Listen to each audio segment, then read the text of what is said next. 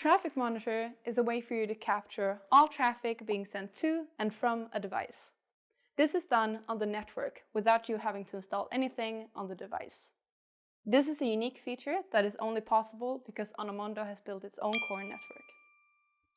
This basically means that you can capture, debug, and analyze all traffic on any device, no matter where it's located in the world, live.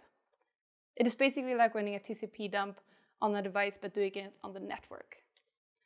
So to see this, all you have to do is log on to app.onomondo.com. You choose the SIM you want to look into. There's a tab called Traffic Monitor. You press that, and then you're able to see all data packets and traffic to and from the device. You can download this as a PCAP file and upload in Wireshark or any other tool to debug and analyze quick and easy.